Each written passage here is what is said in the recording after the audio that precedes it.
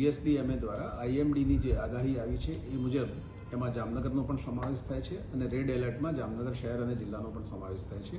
તો આ તબક્કે જામનગર કોર્પોરેશન તંત્ર પરિસ્થિતિને પહોંચી વળવા માટે સજાગ છે. તબક્કે સૌને મારી વિનંતી છે કે જરૂર હોય તો જ નીકળવું, બાકીના સમયમાં જો આપણે નીચાણવાળા વિસ્તારોમાંથી દૂર રહીએ તો વધારે સારું. એ જ રીતે આપ સૌને અપીલ છે કે પાણીનો જે પણ ઉપયોગ કરીએ એ કૂવાનું હોય, હેન્ડપંપનું હોય કે પછી પાઇપલાઇનનું હોય, એને હમણાં જે પાણીજન્ય રોગોથી આપણે સાવચેતી રાખીએ.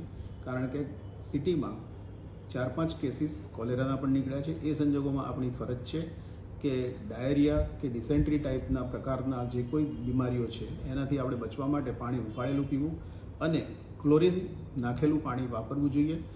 મહાનગરપાલિકાના વોટર સપ્લાય તંત્ર દ્વારા પાણી ક્લોરિનેશન કરેલું જ મળે છે, પરંતુ એ સિવાયના પણ સોર્સનો ઉપયોગ લોકો કરતા હોય છે. તો એવા પાણીમાં ક્લોરીનની ટીકડી નાખીને ઉપયોગ કરવા વિનંતી છે.